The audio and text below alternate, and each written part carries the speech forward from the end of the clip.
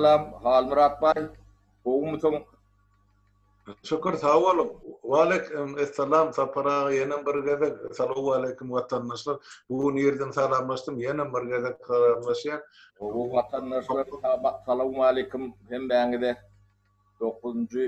may yeni şunuňyzy bilen gutlayan hem bäňide. Ya hal Murat aga bugün gutlady menem çok gutluglara goşulşan. Hal Murat aga yeni bir tapar gutlap berden. Ha bolur yeme sebep bir sapara bütün halkımızın yemese bayramı. Ol indi şol yeňişi gazanan adamlar elbetde bizim aramızda yok. Garan bolsa bir barmağın hasabyna kadamlar var ya iki elin hasabyna. Şonun kenäle şuň gün diýeri gelip beren urşun veteranlar. Elbette şol tıyla işlen enelemi diğeri olur sani köpüraktır. Sebep ol küçük yaşlarından olur fronta kömek ettiler de. Emma şol urşan adamlar şu gün barmak basıp sana aymal Türkmenistan. Bizim şolum hemmezinin oğlu giydi, aktığı çoğuluğu saparağı. Men şunu aytdım, yemende sahiplandı da. Siz bilenen bela ediyen şu zatları sebep sizin gene talanıdan çeken ol cebri görgüsü şol uruş yıllarına katken sapara aytsam bular kitap yazma zatlar var. Yani şolum hemmezinin yaktı yadigarlığına, şoların hatiratyna, şunun başagyp şolaryň eden gahrymançylygynyň öňünde şolary hormat etmek bizim çağalaryň, aktyklaryň borjy hem pardy diýip düşünýär. Bu bir hem gözi ýaşly bayramçylyk, hem bir şatlykly bayramçylyk, hem biz dünýäni faşizmden azad eden ähli milletten bir wekili Türkmenistanlylar bolup çykyş etdik.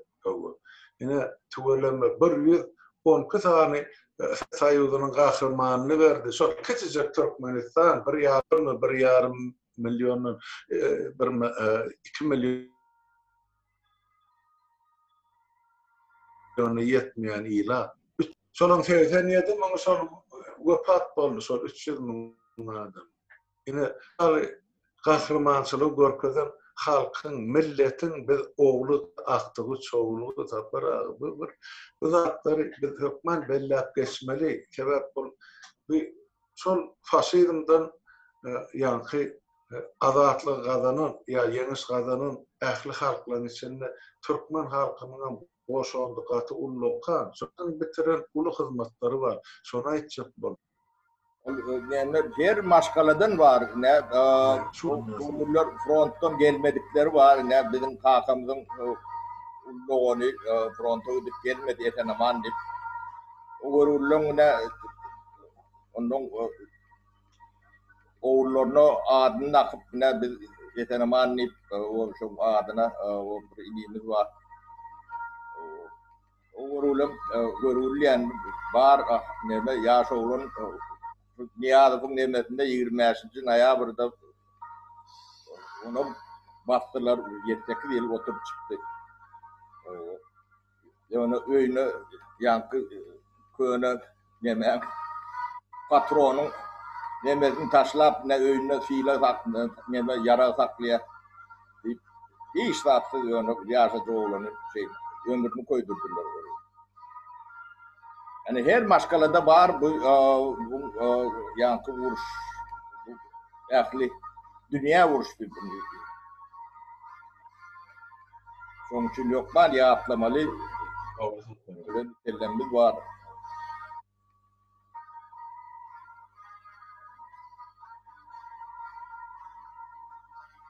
Para şoğursun Rafi, Yarafi, Cebri, Cepati, her kunem eştelip durda. Enne biz iki sol uruş yıllarından var 10 yıl sonra doğan çağdalar bilip dursa karradımdan aydan görümden uruşu geçen veteranları gördük. O else de ayakta sürünüp görürleri gördük. Faşist mutlu kaliyatkada. Bir katı ağır yağdaydı. Ulanın yaşlığımız vardı. Yani şu an kıyaslı o zatlardan bir haber sapara yani yine de nahilem olsa şol adamlar bize devletimizin, yurdumuzun araştırılığını biz için, yaktı gelecek için, bizim geleceğimiz için can verdiler şola. Emma bizim geleceğimiz bolmadı ya şu kurunu görüp oturuyoruz yurt nahil yerdeydi. O adamın çeken cebri cepati döken gani beren zani hiç zat bol iki diktatörün ayağına aşağı. Hatta kıynaşlı yeniş biz için. Ne barıp şuun şolun o buyuruna bir takdim edip beliyat, ne de bunu koyup beliyat, ne de halkımızdan oturup şulara sadaka verip beliyat. Yok hemen bir devlete pıtrak bir millet bu. Ama şol adamlar Berlin'e varıp yettiler. Şuun men Türkmeniya bedine hemse de bir daha dokudum. Tapara şol tayda yanlış masam Duşoğlu basından adı yankı yani da bir yaşlının adını tuttular. O şol öz puluna bir tank satın alıptır. Öz puluna şol emme öýnäki halysyn satyp, malyny satyp bir tank alıp şonu uğradypdyr. Şol tankyn Berlin'e baryp ýetipdir. Soňra şol tank şuňa çelli Berlin'e dur. Düşýäňiz bir nähili bizim bir gahrman halkymyz bar. Şu ilkinci günlerinden başlap heýamana ýazylypdy. 68 tonna altın kümüş tapşyrdy Türkmen halky.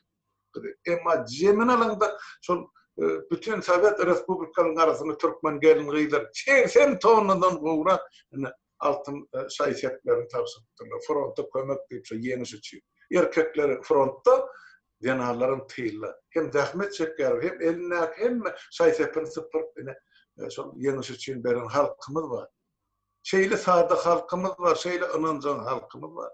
Ene bu koniksan diktatör ähli kölün çıkardı oturup faşistam gereklerken bu halkı yenmez. Olar halkı özlerini vurdular. Öz derecelerini ne şolong derecesi şu an halkın yeten derecesi yalak.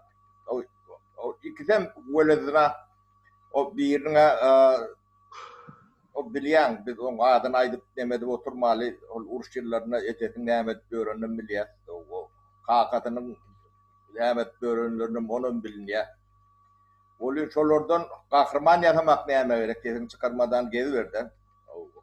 O ýedi arka diýeten iki arkaňy orta çıkarıp bolunu. Bu pedevenkem jurnala. Bunkom ondan ütköçük zat däller. Tebabi hamir maýalar bol. Halkyň hamir maýasyny bozdular. Şu egilişip demeçip gören ýallakçylar bar ha. Kalbırat. Şolong bu çağalaryny terep Instagram'a ýerdäni. Gıybiyelinlerine, dağıtlarına terip kutorptur, o yankı Avrupa'nı nemeli geçiriptirler. Ne uyut var, ne neme var, Huday taklasın. Ne olağını Huday şeyle neme diyorlar da, şolordan nehilik nedil çıkarıyor diyor. Şu hattine yankı halkın nemesini iyip gören nemeler var da, şolun çağa çuğulları yankı Türkmenistan elit diyorlar. Şu elitası olmalılar. Şu elitan çağaları da Huday taklasın. Ne mezhep var, ne uyut var, ne beylekrat var. Katı demem. Ben göremoktum olun görközlüler ne teret ne bulun çağalarının ne bolup görsün. Bir kıtanana ben tanıyanım o demede Latvia'da, Litva'da nemet görün demeleri. Ne öldürüm şunlarlık bu çukuru radiyalar öldür düşüyorlardı. Kıynaşıl atlar halmırat. Yani bulardan deyinmeli, bulon demedi bövrüytü kutordu. Ya bulon yalanam ortaya çıktı. O hikayelerim neyse adam ne zınnanlar yem ne çel oldu. 17 yıllık. 18 yıl içinde. Ne Türkmenistan'ın halkının şolar öyle men yükleri şolar. O nusxa alınacak, görüllü alınacak başkalarının nemeleri şolar. Başları. Ne bulun esası yo deni şol köklü nemerak diyen yetişen o millete nusxa olup bilecek, görüllü olup bilecek adamları yok ettiler de. Ödlerim ellerini çarpışıp nemettiler. Bizim halkımızın saylan yolu şu oldu da. O Niyazıf'tan görülüyor olun, o Niyazıf bir adam. 5 milyon adam. Onu ağırlanmak ya neme, o kabul edilirlik değil de. Almırat. Bulur yalak gitki olun o. Kullun tüketmek şu an. Hamir mayeti bozdular. Şimdi o çöllerde, dağıtlarda, çopan koşularına ortaya çıkan oldu. Şu taylardan o teyade nesil yetişip nemeden mesela bulun hiç rahatları yok da. Adam nemelerim yok. Duyguları yok da birek de. Dayı haklısın. Nemeler yalağım değerli. Batı inançlı yektik neme çıkıyor da. Katı telcen.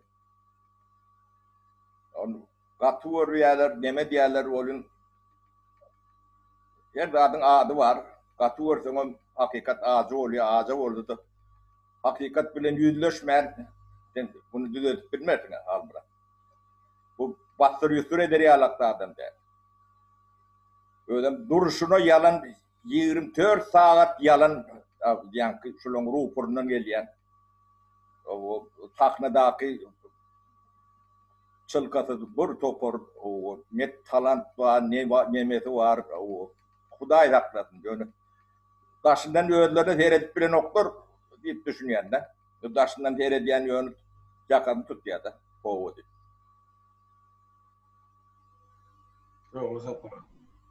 O ne iti ucuğa mı adamdan ne mekan bulun?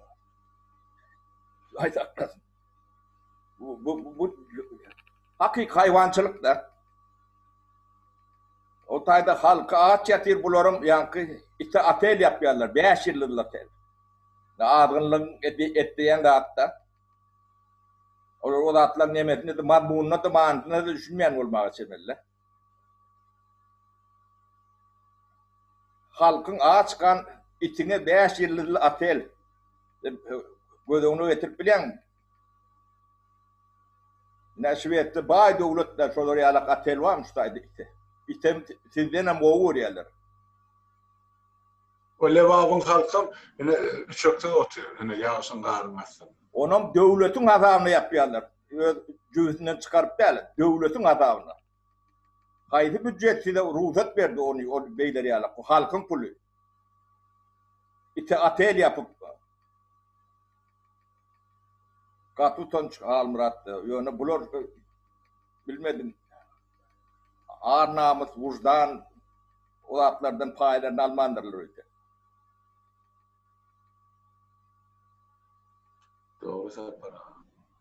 Yeme yaşlı yani de bir topar sorular var da şimdi beyleki işlere geçtik. Adımlarda şu mahal bir düşüşmezlik var. Demek kişi son yankı kanunu var sözlere de doğru düşünüp bilen. Bu arada o da bilim almadık, okumadığı adamlar da köpüdü çok dine ruhnaman, pohnaman demelerini almalan yaşlarımız vardı. 2 nesil, 3 nesil yankı neydi şunu yani. Şumar adamlar yankı petitse bilen impeachment'ın tapağıdığını bilen aklı. Bana zannedik bir tapağı attım ayda bağışlar gülmelim var yani. Kim varsa şu varsa bizim gelecekki diktatörümüz sen mi ol Halmurat yani. Sonra ak yürekten inanıyor diktatör söz çok o söz mü kadip aydiyalıda. O pakir bilen ak ol bir narisatırını ya bir atrisatırını personajda var. Sonra bir yaramaz sözdü buna. Ola fikir ediyor sonra diktatör diyen bir prezident sözlerinin sinonimu mu kabul ediyor? Yıkmadığını bolya diye melkedin Almırat. Yok, onu halk yap, cevabını verdi var. Yani şuraya adamın varlığına hiç çok bolyan, sapara. Şunun için bir topar adam ters düşündü. Şu yani petisya bir da impeachment düğününün başka da impeachment değil. Almırat ben şuna şu vardı kurun değil. O düşündüreyim yani petitse demek bu prosedura yani şu petitse bilen impeachment ediyor. Petitse yani saylo ya ses demesini registrasiya ediyen prosedura petitse değil ya da. On içindeki mazmuni sen impeachment oldu, impeachment deyip yazıyan onun ne için impeachment dediğini o şu doğruları yine misal için prezident konstitusiyonu bozuyor ya yerine getiren o. Şu bunlar ya da ne koronavirüs şeylere onun seviye bakçılık olanı seyreden o. O insanlar o suçsuz zatsız yitik gidiyor. Kanunsuz cezalandırmalar var. Yine bu topor soruları ondan koyup ondan sonra gününü belirleyen ondan neyse adam maçendi nemediye ondan ol braylık ol biliyor bir heptelik ol biliyor. Şu ikisem yankı petitse şu nemesinin adı yani şu proseduran adı şu petitse impeachment petitse ediliyor yazılıyor nemediyor da. Kanun nemesinin şeyleri ben Türkmence düşündürüyen de onun nemelerini entakbilken düşündürür. O menem ne petitse bilen impeachment birinci tapır ömrümde birinci tapır var. O özümüz şey düşünüş demedik diyorsa yani yürüyüşlen neme konsultasyası oyuncu demedik.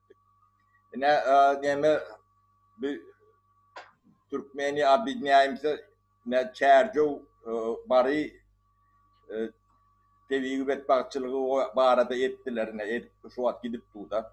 Ne tuğulama yani ne şol bize bir türgünleşik yalak yani probni neme yalak o koşulsun şoňa da golun nemedin menem ne öz maskalamyň ardından çilenlerinden 5-10 tanany onun ýene yurttaşynda demet görenler var onun Türkmenistanyna boňa çykyp bilmeýänler var men nememden bir 150-200 adam çykýar men ýa-ni bilen nemedinden onun türmede yatanlar var olar ses berip bilen o şolun ýerine de berjekler dostlarymyz var doğunumuz var inimiz var o taýda agalarymyz var şolun adyndan berjek şeydip menden 3-400 sanak şolary ses giderine bir kepden içinde çünkü titeler gutoryança ýetşerini düşmeýänler ona yankı impeachment demedir şundalak olur.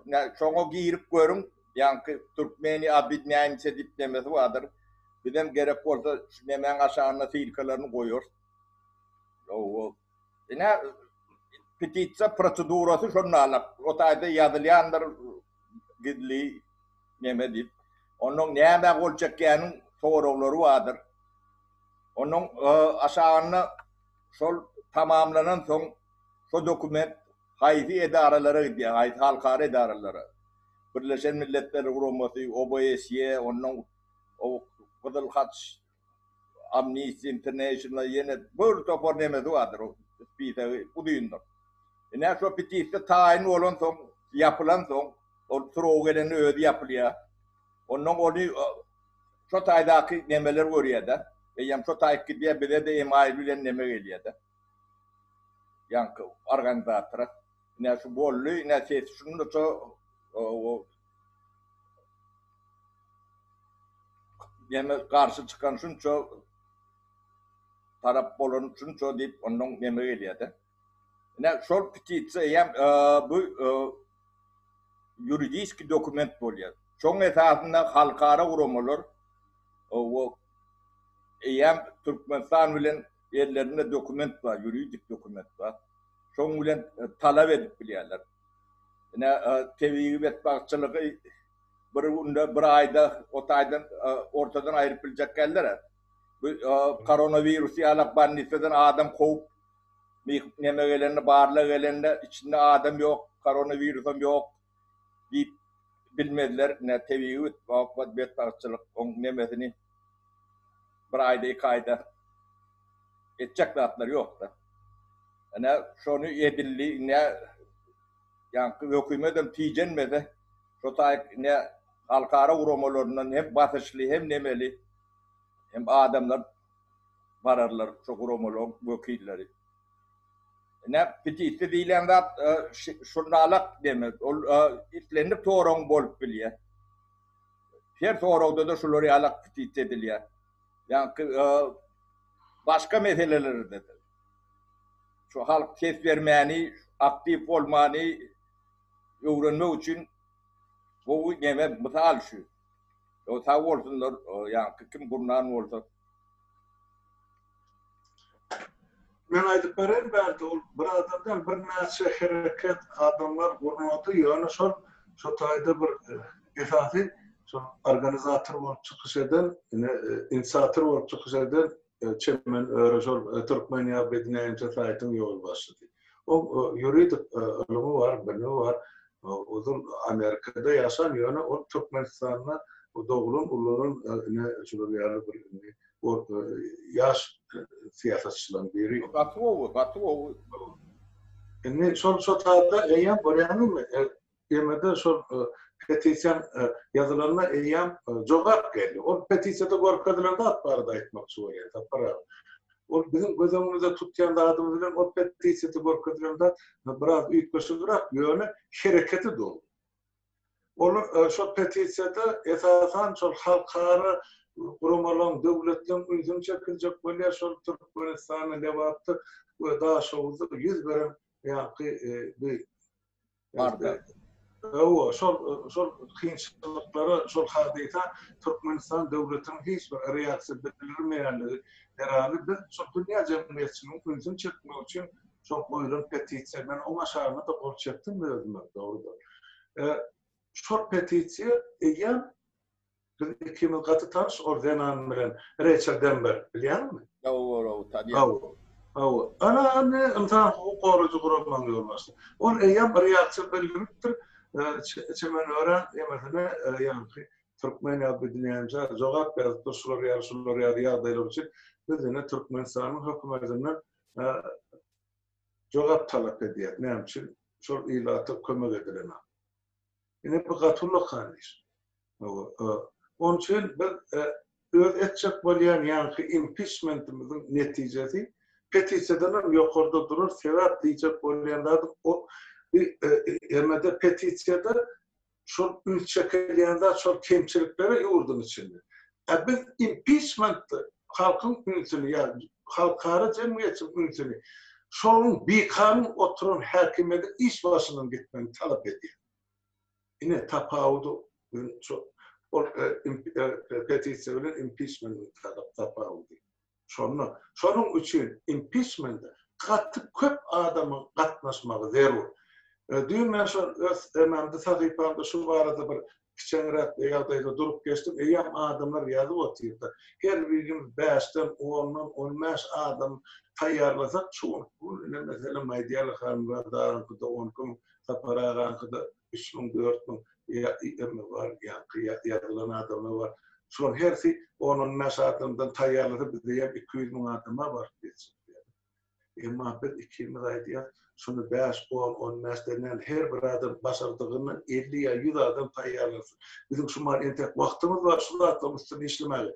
Hem ýurdun şunak adamlar, hem ýurdun daşyndan, esasy ýurdun daşyndan ses vermek öz garyndaşlary üçin gerek. O ýollaryndan talgy berdiler. Belki Harmuradaga bir telefon, bir seslerle bir telefon şu maşgalan sesim bermäge mümkinçilik göredirsin. Ya biz daşyna ýeközmiz, o kap gör mesela ustudur ya işläp gör ýygymyzda ýa talamyzga, çağalamyzga güzel bir soňra ses berip bilen da göz maşgalanymyz üçin. Bular näme soragym bar sapara? Ol ber bolýar biz düşünýär demesini men şu Kärjow Mary tebiýet bagçylygy baradaky petisiýa, yani men öz maşgalamyň emesinden 150-200 adam çıkar, men şolun hemmejesiň atlaryny bilýän, o Türkmenistanyň o türler bir topor ýesir o türler. Ýa-ni interneti ýapan soň olon näme hukuky ýok bolup gidýär. Men şolun adyndanam email açar, atlaryny bilýän, familiýalaryny bilýän, o atlaryndan näme derler? Yardım parahat eder, yardım ben eder. Bizim ıklıyım falan emesinden, o haydin emeğin emesinden bizden 300 adam solun sesi O türbede yatanlar var, doğutlumuz var, doğunluğumuz var, olon adınlarım. Yani olur siz elini ayağını dağdığınızdan ne olur, yani dünyanın hemme adından mahrumdu. Yani ölen itenem orada şolun ruhları için şolun yerini de verecek men halbura. Berekelle sapara adaletli edilmeli işte. Onun impeachment diyen adın mazmurunu teoriyalarda impeachment demek yani şu prezidenti ayırman kanun legitimizasyonu kanunlaştırıyor şunu. Kanuni yok. Onun şu yani yeterli ses alamsın biz şu prezidenti ne hilak yol bile.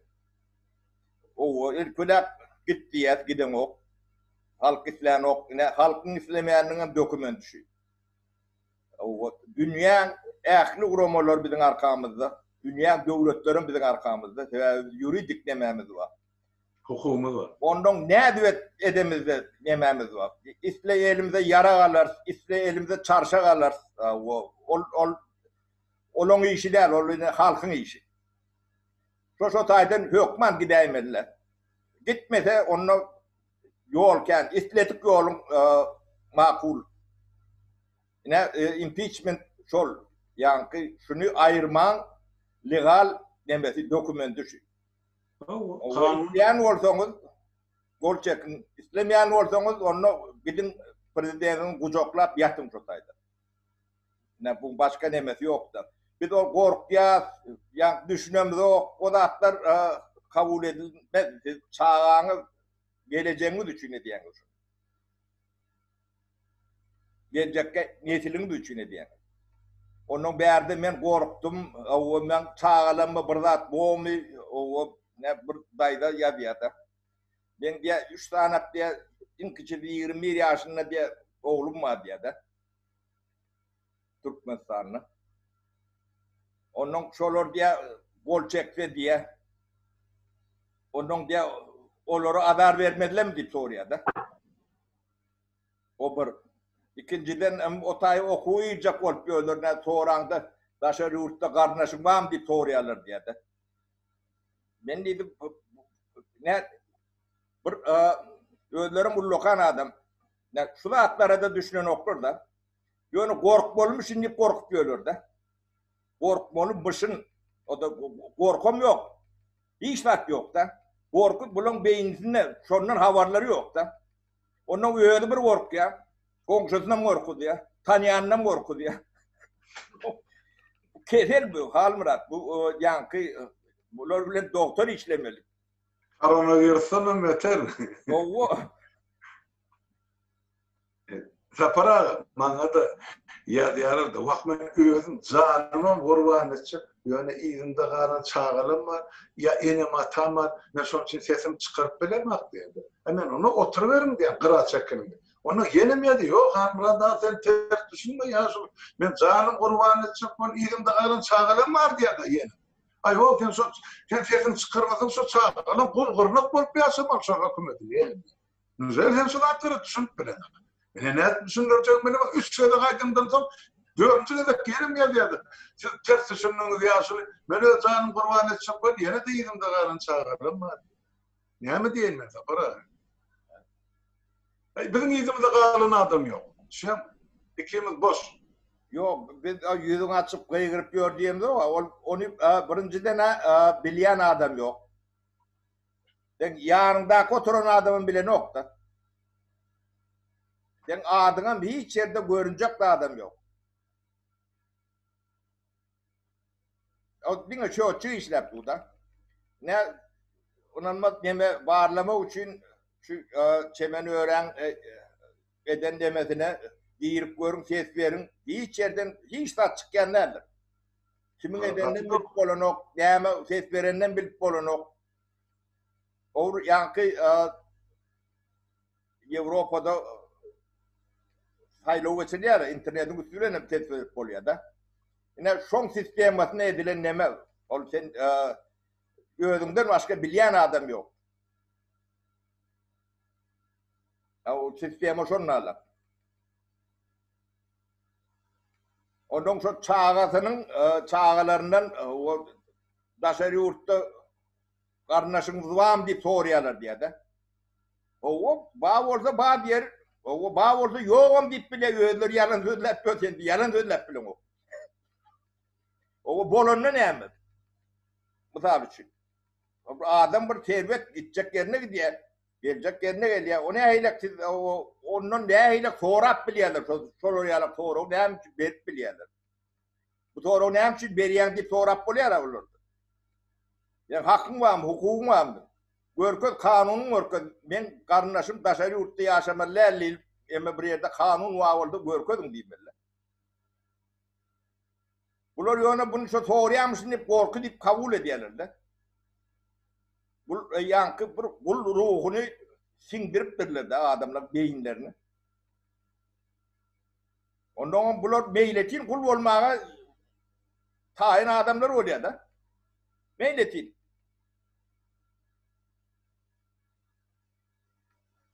Bunu biraz adamlar bu üstünüzde biraz silkinin o taşınıza şimdi dünya seyredin. Ne taşına çıkan yaşlılar yiyem düşünüyorlar ne görüp ölürler yemen. Onu ustaydan otay kereden de bir yankı neme yala hayvanat bağı yalak da otay. Hakikaten yurdu bir hayvanat bağını yurtturlar da. Onun için ağlavay kovulak diyorlar bulun yemen. Burada hiç neme yankı hiç iyili uğruyun derece yok da. Bizim itimiz ne özel itimiz var da. Şulardan hem akıllı hem değerli. Yani bunlar şu itin arkasına okul basmadılar da anne. Atıyor. Men aytayla sapara orsat baştaydı bir minut. Seret indi buru angulin sol oğlu Serdar şun kun urlusuk materyallarına cevap berýän minister de. Ine lewap 90% laşap berdi. Birinciden yel alıp gitti adamların jaýlarynyň üçüňi. İkinciden su wasta galarny. Marin bir bölegim şular ýaly welaýaty. O sen şu tayda oturup giyecek onu işlemeli minister. Şimdi eline iki tane gücü var. Yine ağlamayla yemesi komandiri var ya. Beni ne diyeceğim bilemez. Para ben normalini size marmadı. Ne insan sıklar bu? Yok bunun var düşünce demesi yankı beyinlemeleri şunlarla. Ondan deme derler. O kakatı aydıma aydıp diyor. Allah. Toynap, oğlan bir toyn yapıyor. Ay ho, iki velayet hani palsın içine al, suğuna sağına, yerine sağına, adamın asmanına yıldız görüp otu.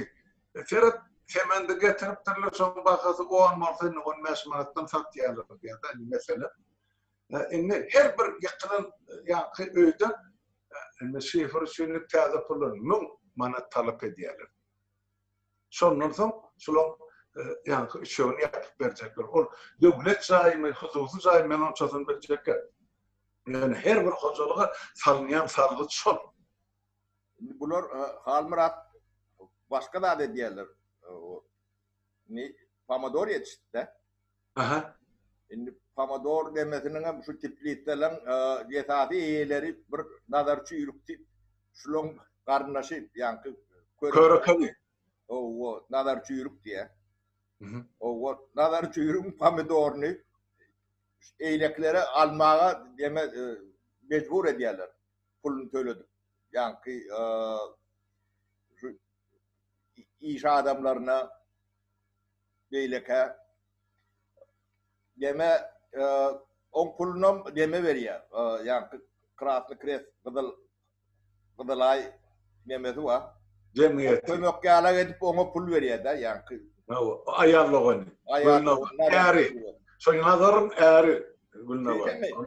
Hava. Vay anasını. Eğer hele ikisi aralarını yankı ping pong oynayan yani pul oynuyor. Ana çok nazarçı yürük çok adam değil mi? Hava. O neme ayarlığın adı ne mi? Gülnavar. Gülnavar. Ne bu? Güleme. Şahine. Türkmenistan'ı yorguladı Şahine. On tekkirinci yılın men şu titulu götürdü.